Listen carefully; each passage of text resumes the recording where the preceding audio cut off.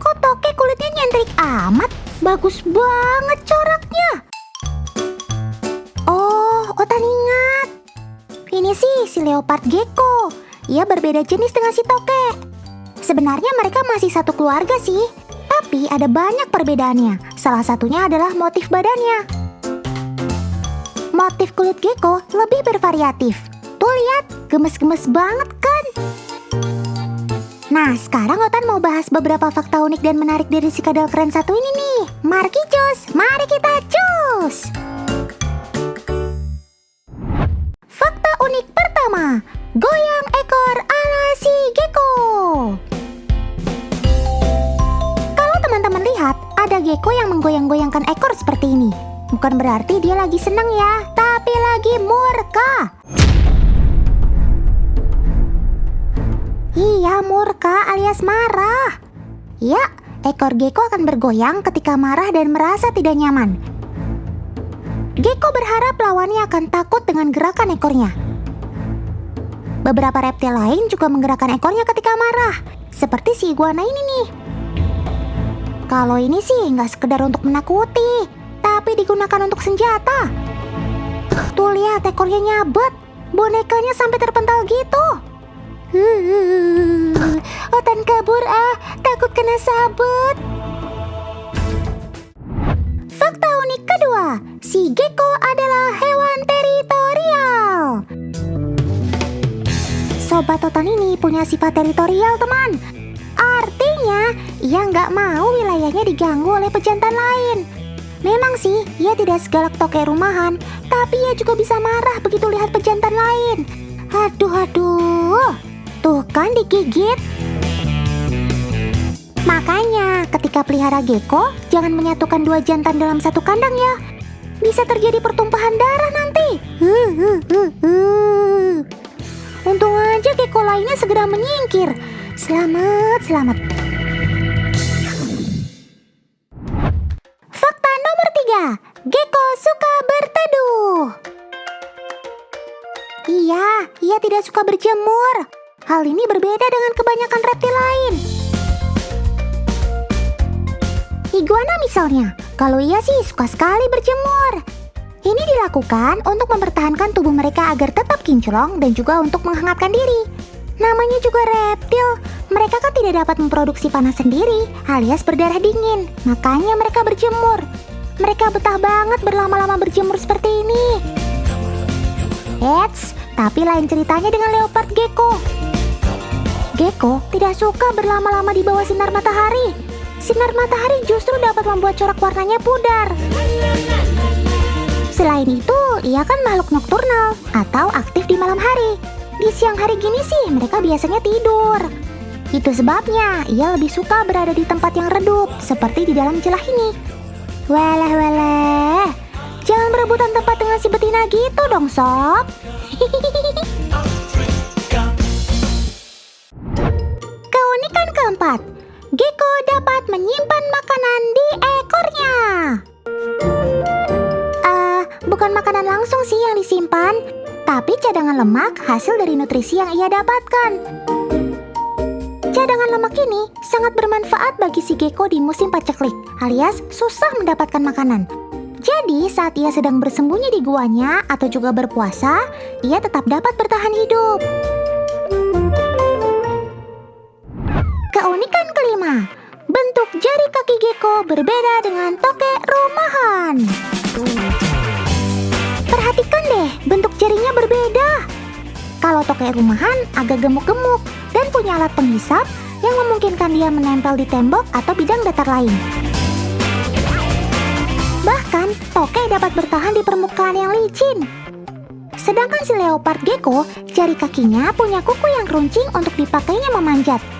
Tapi, jika di bidang licin, tuh lihat, ia melorot gitu.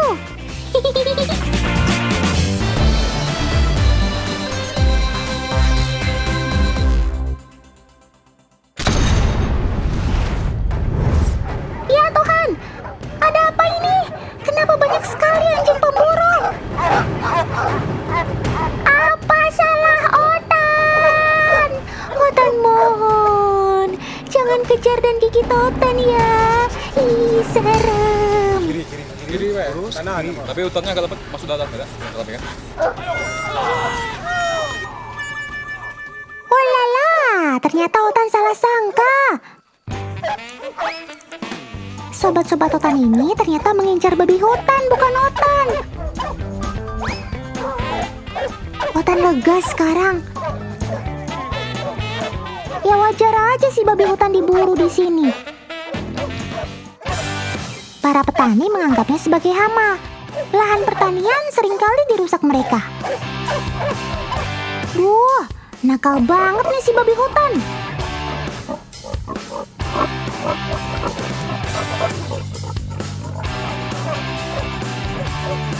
Anjing jenis Catahoula ini adalah pengendali hama terbaik.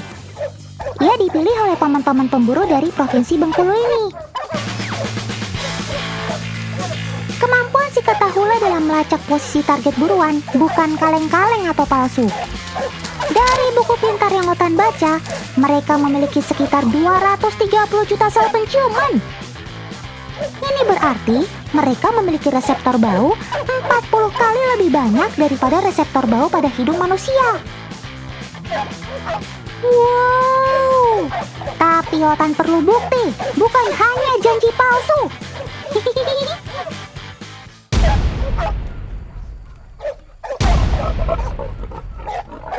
Nah, itu dia target buruannya.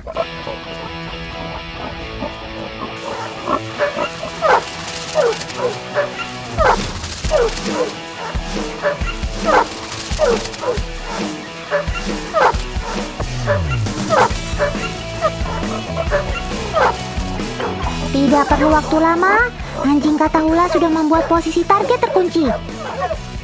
Selanjutnya, mereka akan memanggil anjing lain untuk menuju titik yang sama. Dan pasukan pemburu pun datang. Tapi si babi hutan tidak menyerah begitu saja, teman. Ia mulai melakukan perlawanan.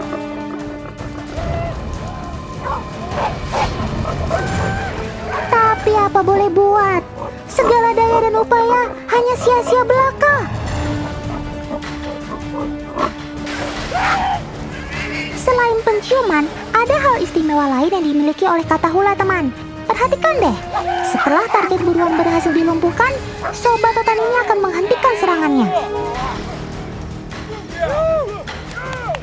Mereka memang sangat patuh terhadap perintah tuannya.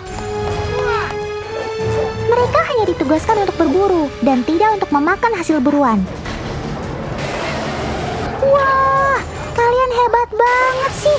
Bikin Otan kagum aja.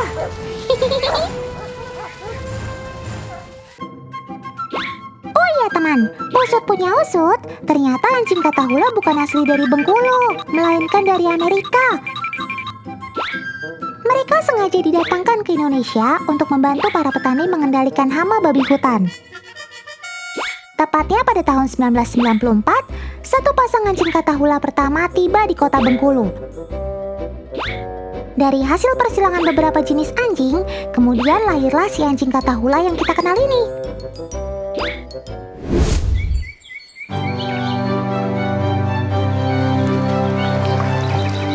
Di suatu siang yang cerah, copot. Wah, ada paman ninja lagi on the way beraksi nih. Hai paman ninja, ngapain sih nongol tiba-tiba gitu? Otan kaget tahu. Emang lagi ada orderan misi rahasia apa nih? Wah, rupanya si paman ninja mau pamer keahlian senjatanya nih teman. Tapi senjata yang digunakan berbeda dari ninja Jepang teman. Ini namanya ketapel kail. Kalau sudah ahli sih harusnya bisa mengenai sasaran jarak jauh. Oke deh nih, Otan kasih tantangan. Coba kita tes. Paman ninja bisa nggak ngenain bebek-bebekannya yang di dalam air?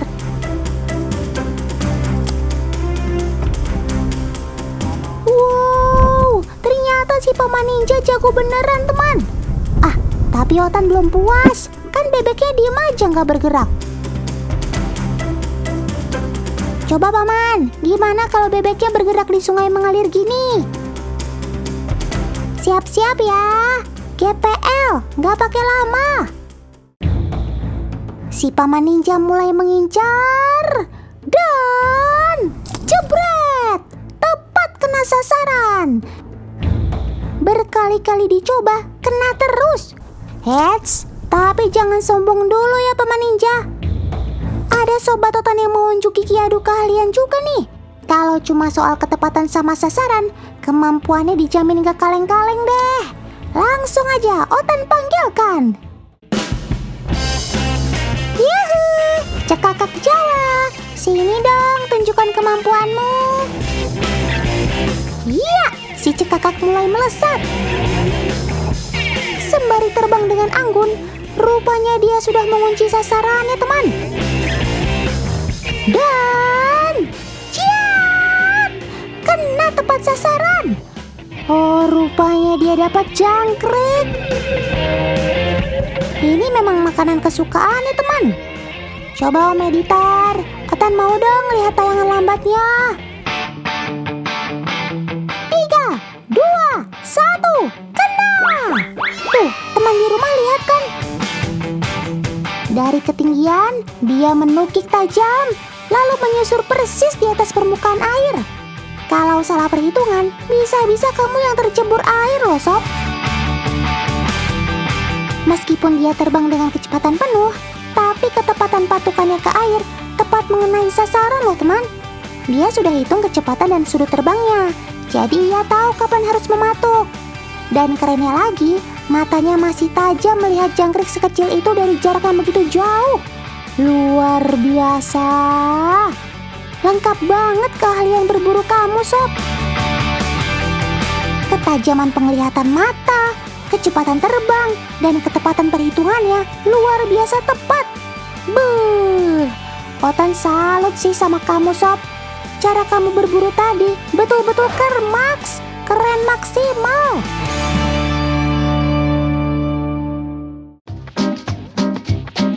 Dari buku ensiklopedia yang pernah Otan baca, bentuk paruh Cekakak Jawa ternyata jadi inspirasi desain si kereta peluru Shinkansen itu loh. Bulu burung kingfisher diciptakan sangat aerodinamis. Artinya, ia mampu mendukung untuk menembus udara dan air saat terbang dengan kecepatan tinggi. Jangan heran kalau ketepatan serangan untuk mendapatkan mangsanya betul-betul jitu. Shinkansen alias kereta peluru dari Jepang terkenal karena kecepatan. Mungkin kereta ini tidak akan secanggih itu kalau tidak ada inspirasi teknologi dari alam yang ditampilkan si Cekakak Jawa. Cakep!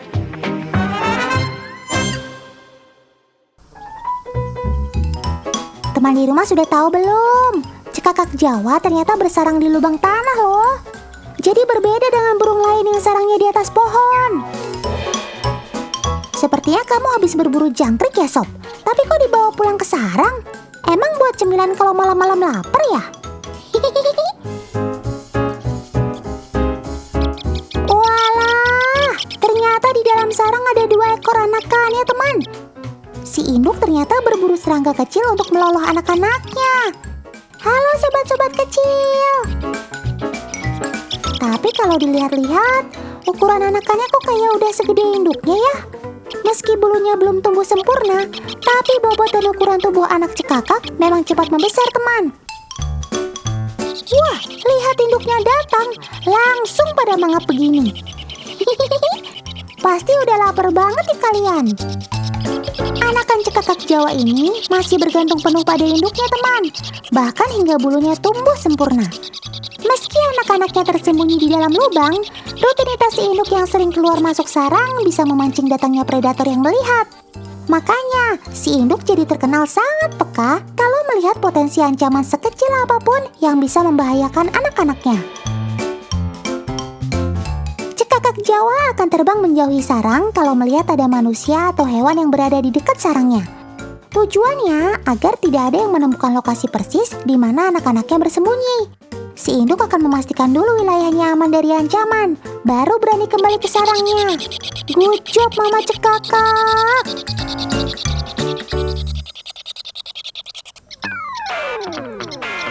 Sebagai burung yang berukuran sedang, Cekakak Jawa memiliki berat tubuh hingga 95 gram, teman. Termasuk kelas berat di dunia burung-burungan. Tapi, Otan kasih tahu ya, kalau ternyata dia punya kemampuan terbang unik lainnya, teman. Meski bobot tubuhnya tidak ringan, tapi sayapnya kuat untuk terbang melayang di tempat alias hovering loh. Nih ya, Otan buktikan. Ikan hiu makan bekicot. Yuk kita cekidot. Ya, si cekakak sudah bersiap terbang mendekat. Dan ini dia. Tuh kan apa Otan bilang? Dalam tayangan lambat terlihat sayap cekakak Jawanya berubah dari mode terbang ke depan menjadi sesaat berhenti di udara. Walaupun durasi terbang melayangnya tidak mampu selama burung kolibri, tapi tetap saja kekuatan sayapnya harus kita akui luar biasa, teman. Karena dia masih mampu melakukan terbang melayang dengan bobotnya yang berat. Termaks, keren maksimal.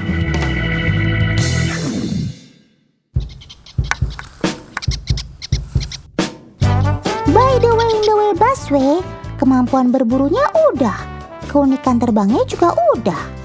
Tapi Otan penasaran pengen menguji kemampuanmu sekali lagi nih Sob. Gak apa-apa ya. Kita panggil agen Otan si Kak Debbie dulu yuk kalau gitu. Kak Debbie, sini dong. Kak Debbie punya halang rintang berupa celah sempit nih Sob untuk kamu lewati. Kira-kira kamu sanggup terbang melaluinya atau tidak ya? Ya, si cekakak Jawanya sudah bersiap. Akankah dia terbang melalui lubang sempitnya atau malah menghindarinya? Makan ketupat pakai ketan. Ayo cepat kita buktikan. Dan wush, mudah saja si cekakak Jawa menembus halang rintangnya. Sesaat sebelum menembus halang rintangnya, dia menekuk sayapnya ke dalam, lalu kemudian membukanya lagi setelah melewatinya. Perhitungan kamu luar biasa matang ya Sob. Salah 1 senti saja, kamu bisa menabrak pinggirannya dan bisa-bisa jatuh. Otan makin salut deh sama kamu Sob. Super keren.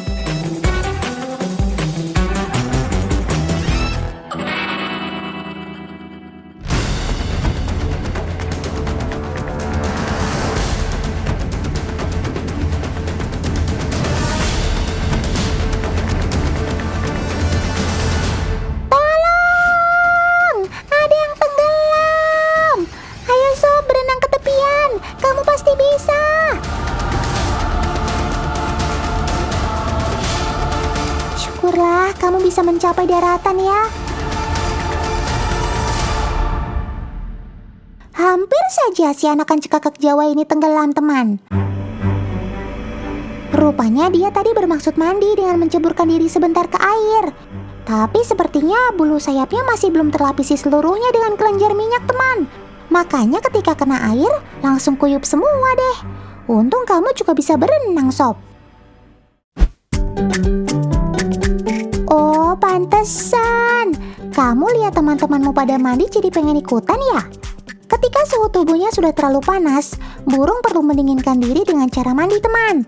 Berbeda dengan anakan tadi, bulu burung cekakak Jawa dewasa tentunya sudah tahan air karena sudah terlapisi kelenjar minyak sepenuhnya. Makanya, ia bisa mandi sambil terbang gini. Gaya bener kamu, Sob.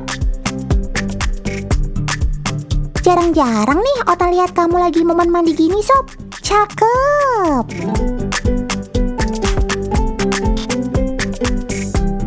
Dah, kamu nonton di sini dulu ya, sobat kecil. Sambil berjemur matahari biar cepat kering. Sama jangan menyerah belajar ya, sobat kecil. Hihihi.